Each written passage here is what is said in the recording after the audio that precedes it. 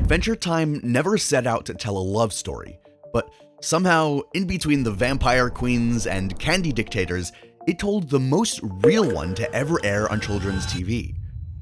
Marceline and Princess Bubblegum didn't fall in love overnight.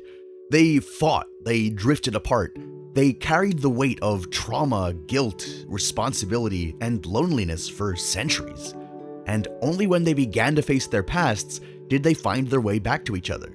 Because sometimes, the person who once broke your heart is the only one who knows truly how to heal. Before we get to that though, we need to understand the past that shaped who they became. And for Marceline, those walls were built early, layer by painful layer. Before she was the vampire queen, Marceline was just a scared, half-human, half-demon kid trying to survive the end of the world. She lived in the desert with her mother Elise, who had become ill.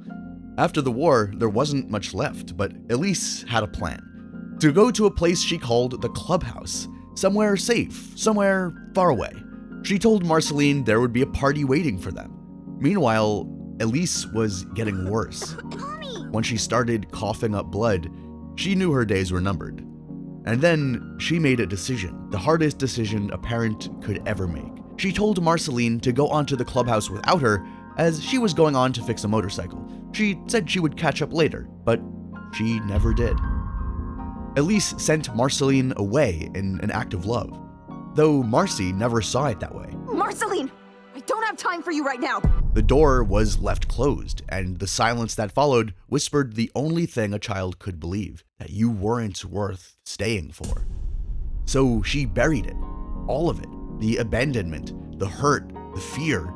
She attributed it all to her demonic powers, and in its place, she built a persona, a sarcastic, chaotic, untouchable, a monster. If that's what the world expected, that's what the world would get. Then came Simon. He didn't look like a hero, he was awkward and soft-spoken, but he protected Marcy. He cared. He treated her not like a burden or a threat, but like a child who deserved to be safe. In a world where everything was falling apart, it was the closest Marceline had to a real home. And Simon was the only person who stayed. Until he didn't. Seriously, Simon, please don't go. I have to protect you. The crown that kept them alive was also the thing slowly erasing him. Each time he used its magic, it took a little more. His memories, his warmth, his name. And eventually, even Marceline couldn't reach the person underneath. He forgot who he was. And worse, he forgot who she was.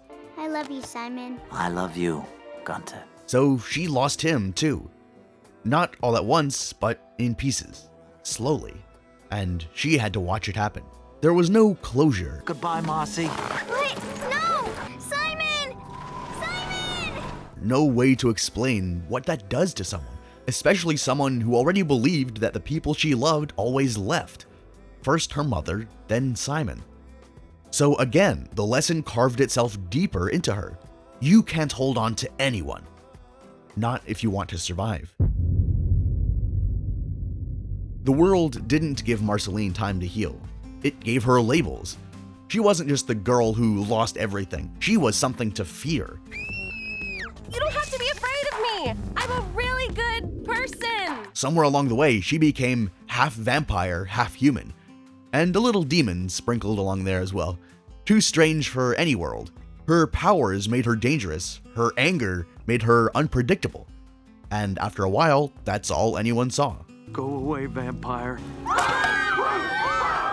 We see how far this idea followed her, how quickly fear replaces compassion. And maybe the worst part is, she starts to believe it. When people expect you to be a monster long enough, it becomes easier to play the role than to prove them wrong. By the time we meet her in the main series, Marceline is all armor, sarcastic, aloof, unbothered.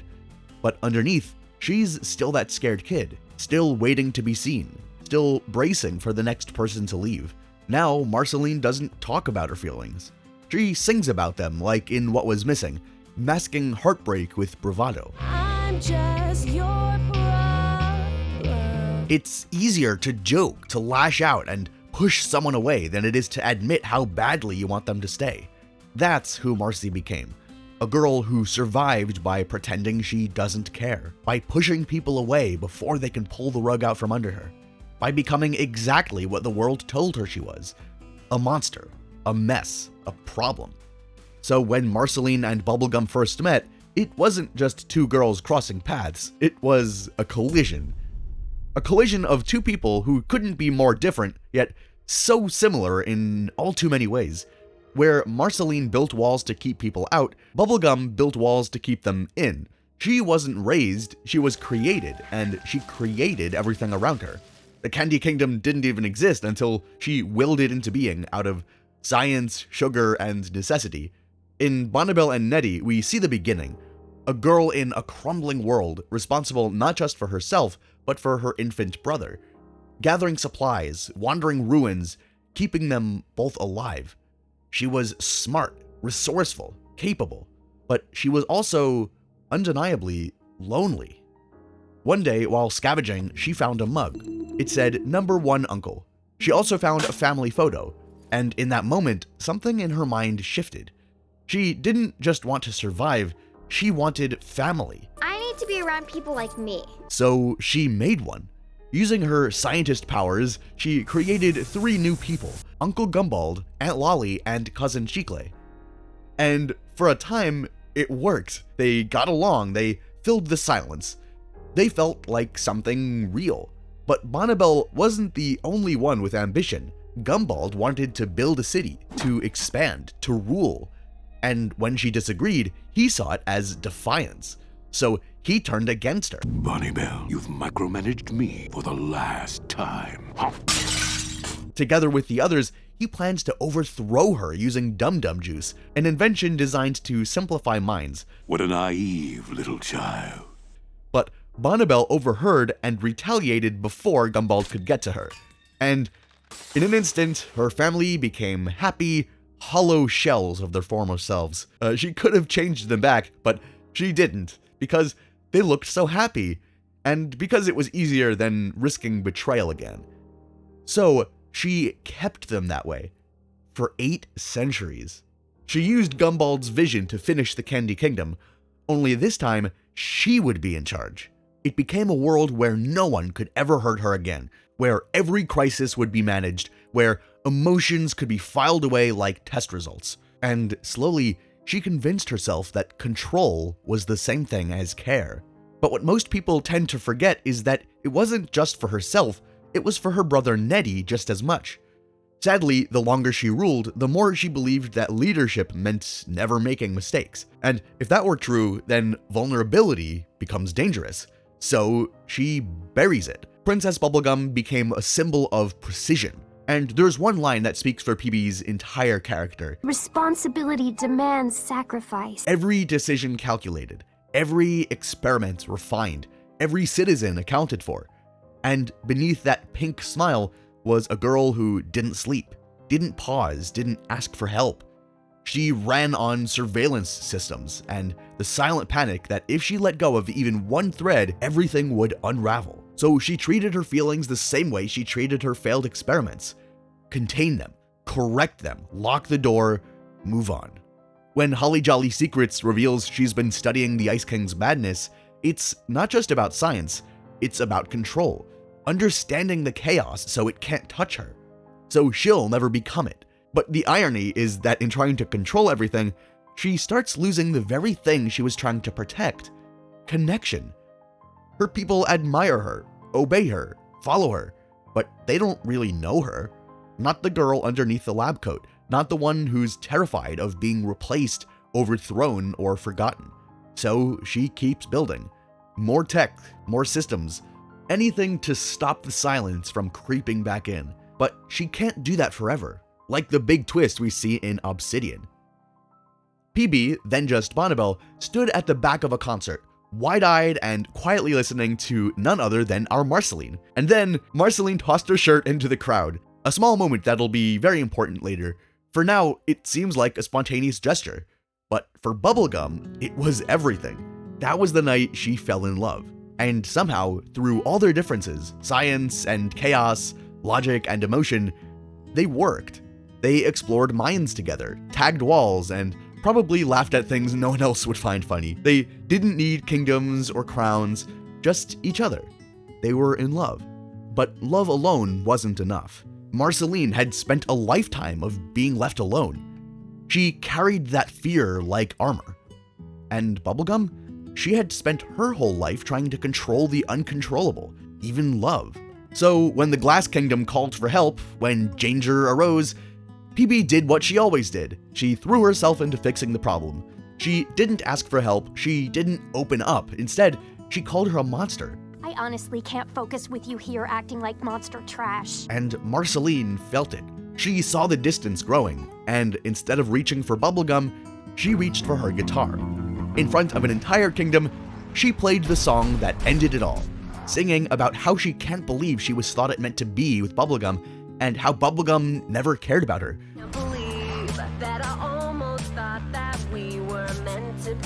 Not a love song, not even a goodbye, just rage, frustration, pain that had nowhere else to go. She stormed out. Fine, we're done. And just like that, they fell apart.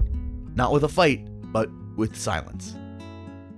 After their falling out, we see a notebook example of how two people who once built shelter in each other's arms slowly forgot how to be soft. Bubblegum turned inward, buried herself in responsibility. Marceline turned outward, masking hurt with anger, and neither of them said what they really felt. That it hurt to drift. That it wasn't supposed to end like that. But sometimes love doesn't end. Sometimes it just hides beneath silence, beneath pride, beneath years of pretending it never mattered. What comes next isn't the story of falling in love or healing from a breakup. We've already seen that. What comes next is harder. It's the story of two people who fell out of sync and slowly, painfully, found their way back because they were always meant to be together. When they appear on screen together for the first time in the main series, the tension is almost funny, if it weren't so uncomfortable. Marceline helps Finn ask Bubblegum to the movies. Got a favor to ask, babe. We want to make Princess Bubblegum jealous. But she isn't trying to help, not really. She's trying to get under Bubblegum's skin, and it works.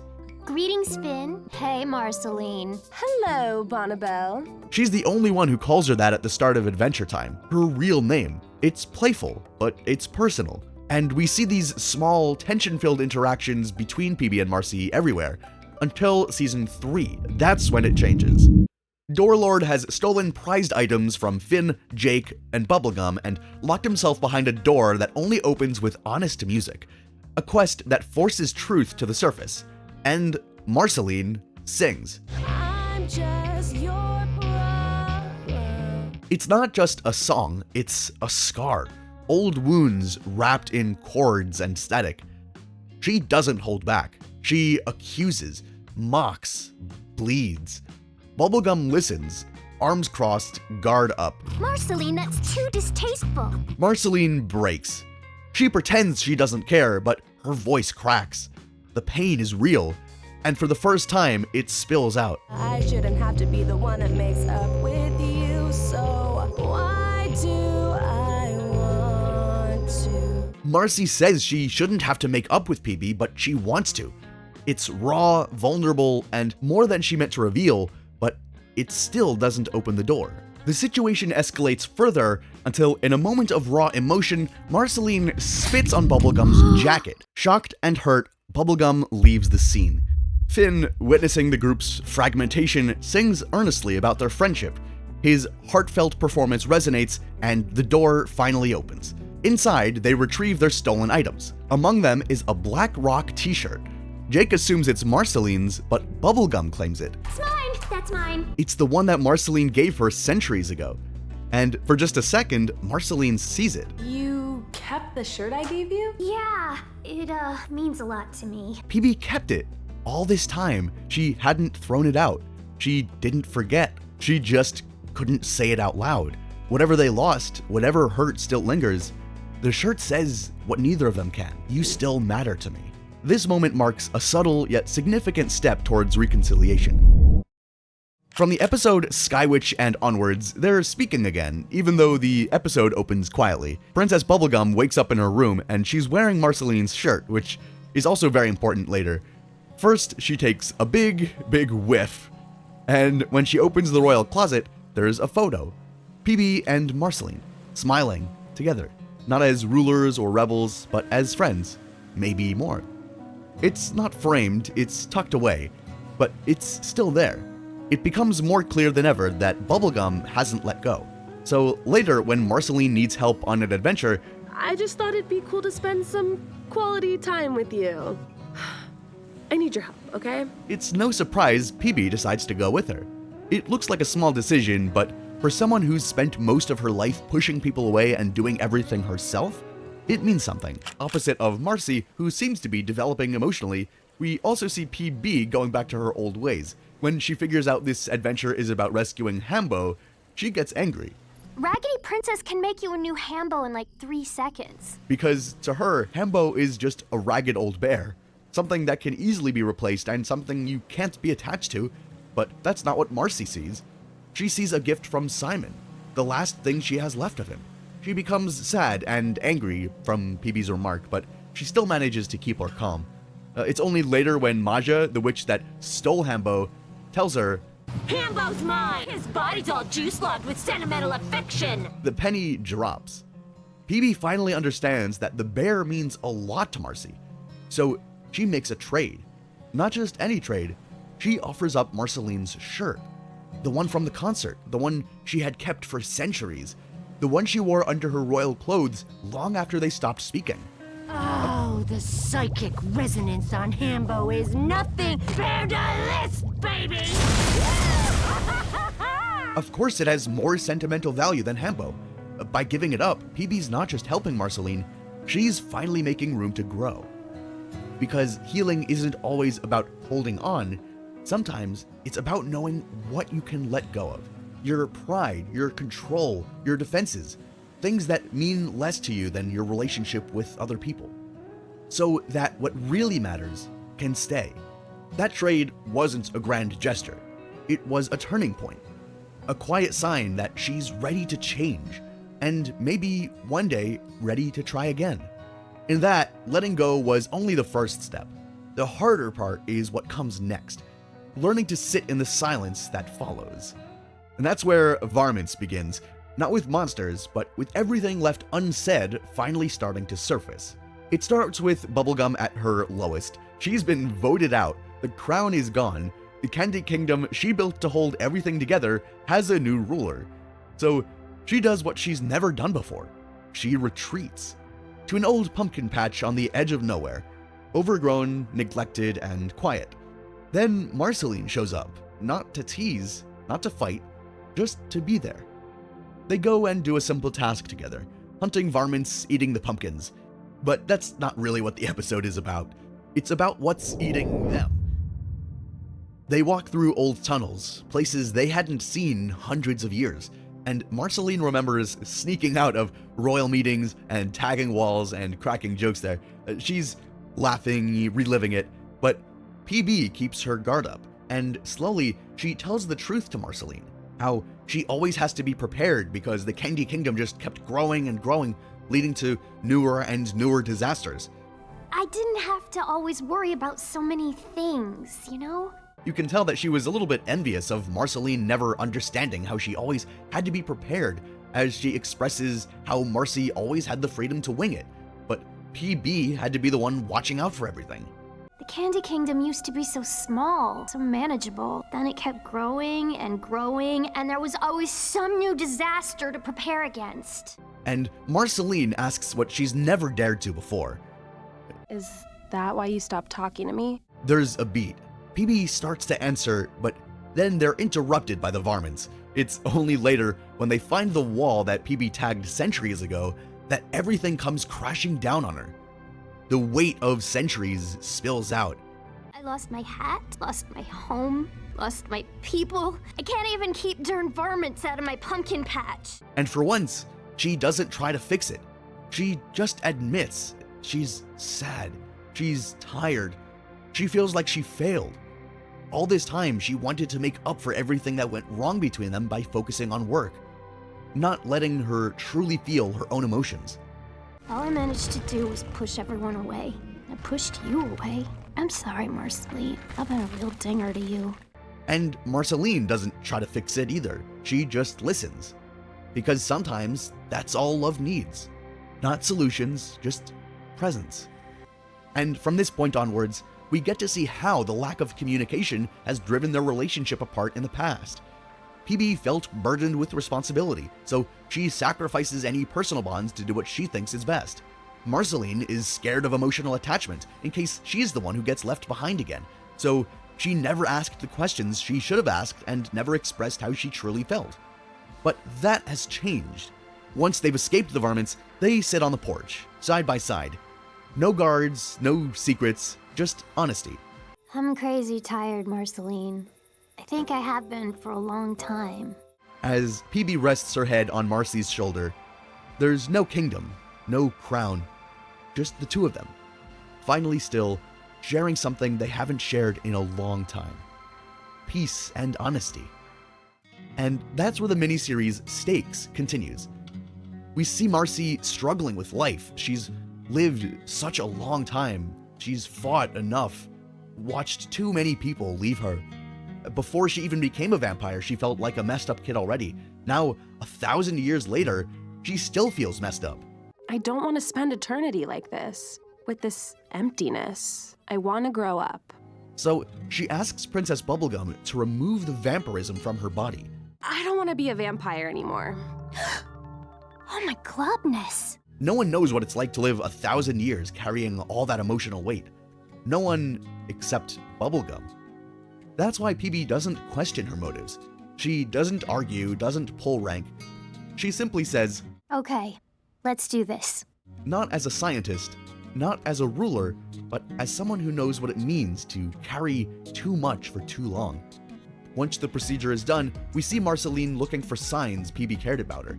Don't go night-night, Marcy. I'm worried. For real? Why? But every time she gives Bonnie the chance to show that, she starts talking about how she's only worried about the experiment, not about Marcy, making Marceline visibly upset.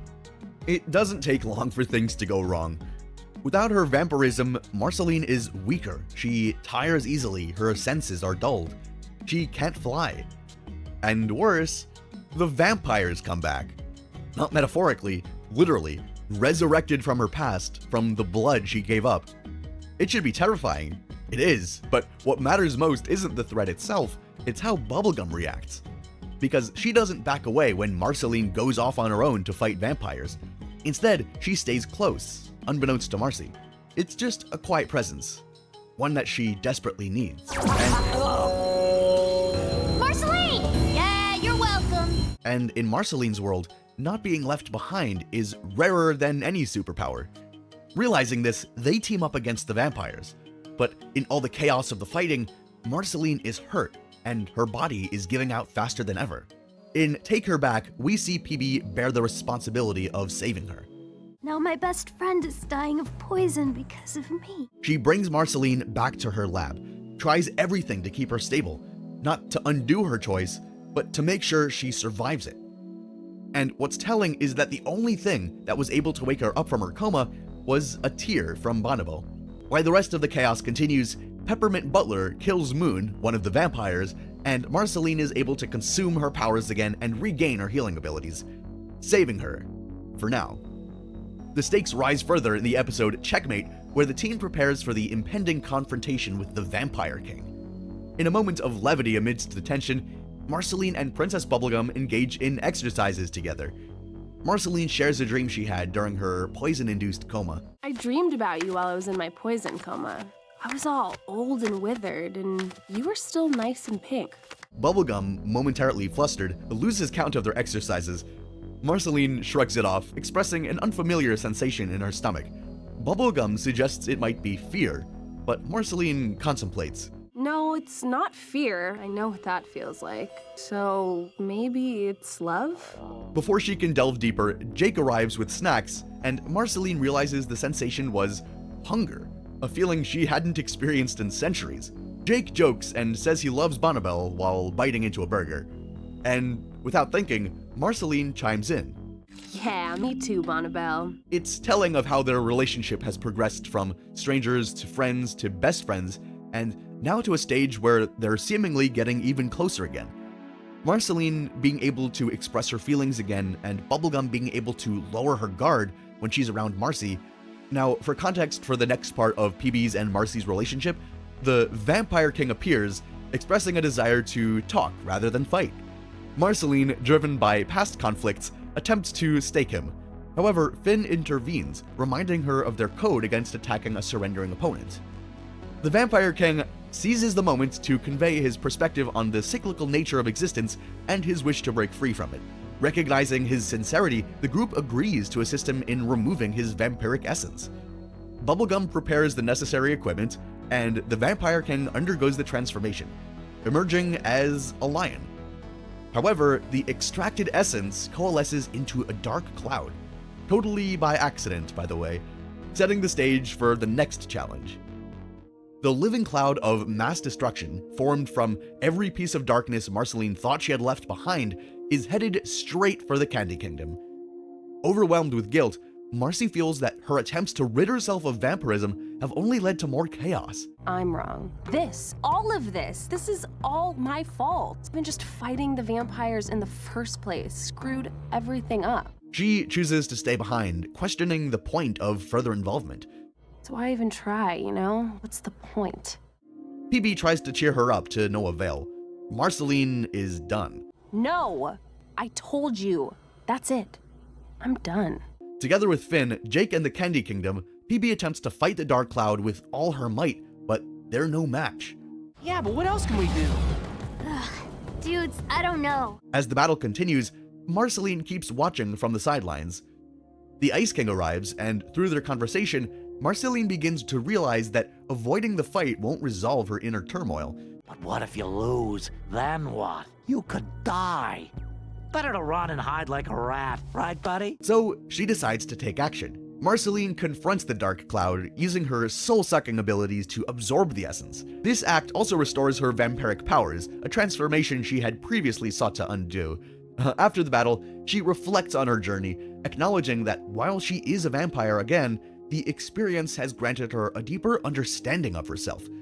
And not only that, now she can be immortal again, together with PB. Bonnie, thank you for helping me grow up. Now I guess we get to hang out together forever. After the Dark Cloud, things don't go back to normal. I mean, it's adventure time, it never does.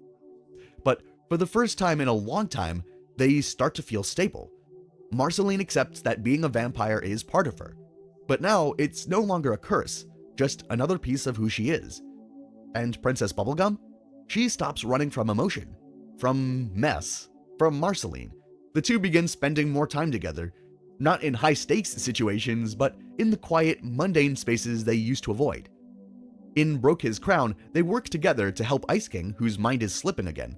It's tense, sad, complicated, but PB and Marcy are side by side the whole time, which isn't typical as Bubblegum doesn't really like the Ice King, but she helps for Marceline's sake. She even calls him Simon, acknowledging how much that name means to Marcy. When Simon is speaking with Marceline, he asks her if she has a boyfriend, which makes Bubblegum slightly turn her head backward in interest. So, you got a boyfriend yet? When Marceline replies that she doesn't have a boyfriend, Bubblegum turns back her head with a little smile. It made my Adventure Time heart go wild seeing my favorite couple learning to love together. In the musical, we see a quiet scene. Marceline performs a song that's clearly a love letter, soft, longing, and honest. PB listens silently and says nothing, but she doesn't have to. By 17, the tension is gone. The glances linger longer. The banter is soft, familiar. They're not fixing each other anymore, they're just there. And soon, they'll have to face the end of everything in Come Along With Me When the World is Ending. Not figuratively this time it's real. They're battling Golb, the embodiment of chaos and disorder, who's seemingly there to destroy the entire world of Ooh. In the chaos, Bubblegum suits up for war. Marceline stands beside her. They've faced monsters before, but this one isn't just a threat, it's the embodiment of everything they couldn't control. And then it happens. Burn! No! Bubblegum is crushed by a mutated monster. Marceline turns just in time to see her disappear beneath it. She doesn't think, she screams, and in a fury, she throws herself at the monster, fighting it back with every last spark of power she has. Not to win, not even to survive, just to protect her. Because in that moment, nothing else matters. When the smoke clears, Bubblegum is alive. Bruised, dazed, but breathing. And Marceline rushes to her. She doesn't play it cool. She doesn't hold back. You scared me. And then, finally, she says what she's been holding in for centuries. How she was afraid something would happen to Bubblegum back when they weren't talking, and how Marcy wouldn't be able to protect her.